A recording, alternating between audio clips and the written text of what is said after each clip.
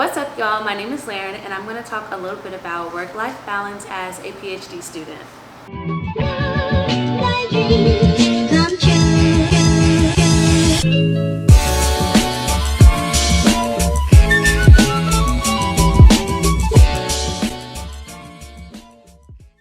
I want to start doing more of these couch chit-chats to just discuss things that I face as a 20-something-year-old, things that I go through as a PhD student, and just share a little bit of advice about how I am and will get through these times.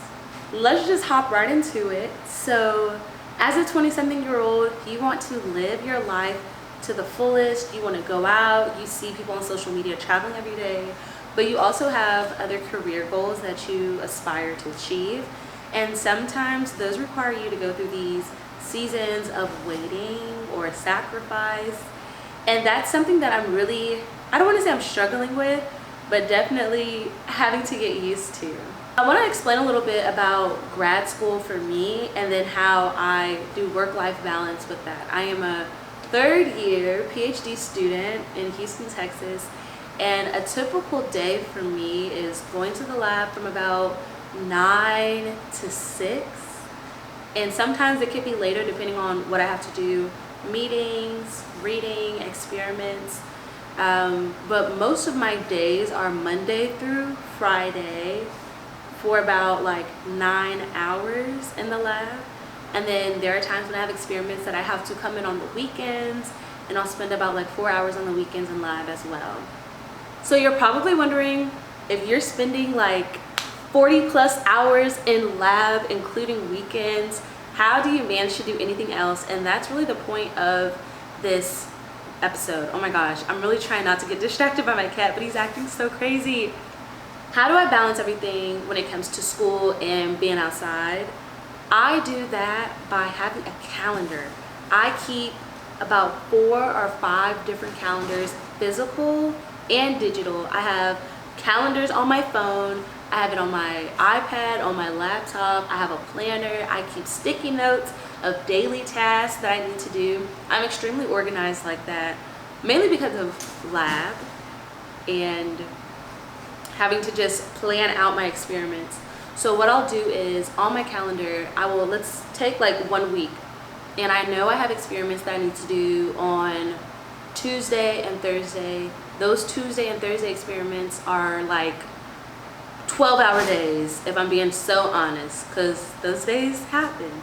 So if I know I have a 12-hour day on a Tuesday and a Thursday, but let's say there's a concert that's going to be going on in the middle of the week, like let's say a Wednesday, then I will just adjust my days to prepare for what I need to get done. Like, sometimes I should be getting 8 hours of sleep and I don't. So for the scenario I gave, if I have a concert I want to go to on Wednesday and then a 12-hour day on Thursday, then I'll just have to be prepared to be a little bit tired on Thursday because I want to experience things.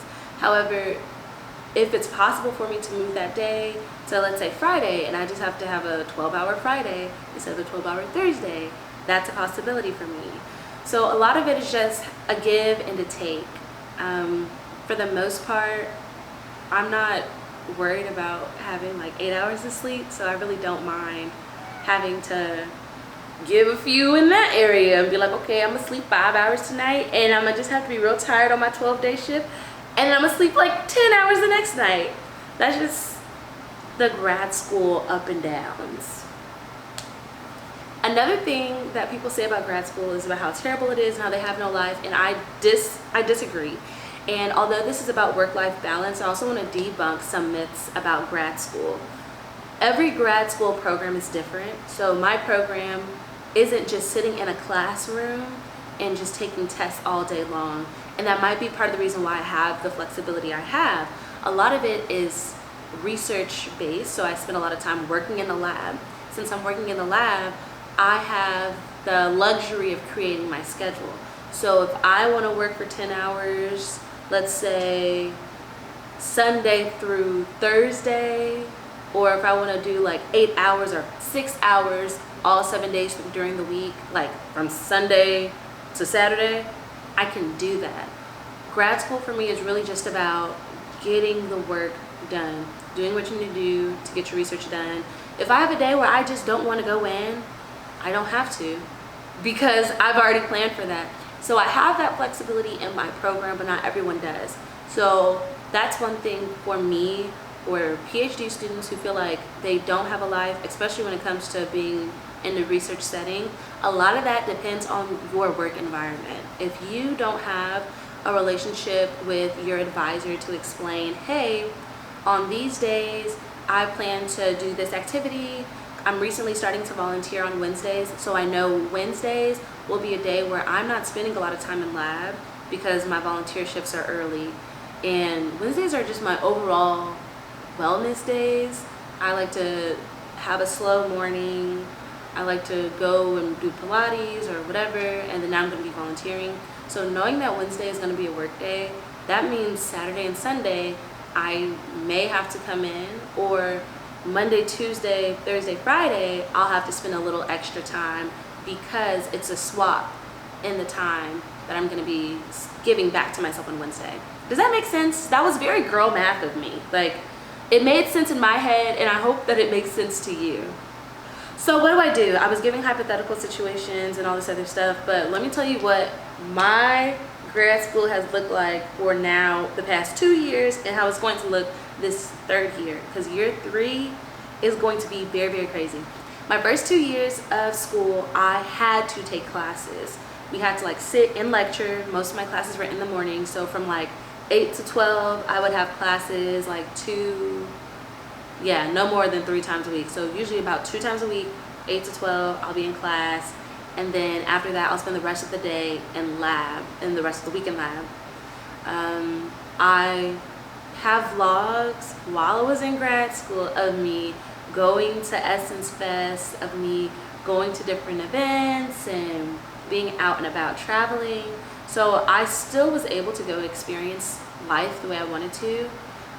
So I don't see that changing as I enter into year 3. But the thing with year 3 is I take my milestone exam, my candidacy exam, in about 19 days, so at the end of this month. And then I really want to dedicate this year for travel. Like 2024 was my year for travel. I have planned and saved for it. So knowing that I have a lot of travel plans for this next year, I'm already planning out what I want this year to look like. So when it comes to scheduling my just weekly schedule of work, meetings, collaborating, my commitment to extracurricular activities in school, I'm gonna sit down with my advisor and say, okay, on these days, I wanna achieve these goals, because on these next days, I'm going to be unavailable. And that has honestly been very helpful for me. I think early on, I established a rapport with my advisor saying, hey, these 10 weeks, this is what I plan to do, and after these 10 weeks, I'm gonna take a break. And that has allowed me to not only set a boundary from like the beginning when it comes to managing my workload, but it also is like scheduling times for me to just check in with myself. You're holding yourself accountable, and you're saying, hey, I'm going to get these things done, and I'm going to discipline myself and make sure I get these things done, because I have these goals that I want to achieve. I have these plans that I want to do. So I'm not wasting anybody's time. And whatever it is that you want me to do that's outside of the scope of this list, let's make sure we rein it in. Let's make sure that everything is working together to get me out of here, because in 2026, all my friends know I'm graduating. My advisor knows I am graduating. 2026, I'm not playing. Here are some words of encouragement as we wrap this video up. You can do anything you want to if you put your mind to it. Work-life balance exists for grad students. It exists for people who are working your standard 9 to 5. It exists for entrepreneurs. You just have to prioritize and make the time that you need so you can achieve all that you want to achieve. everything is destined. Your journey has been written. Everything that is supposed to happen for you will and has happened. So continue to walk in that belief. Continue to walk in your faith. And I can't wait to see you again next time. Bye.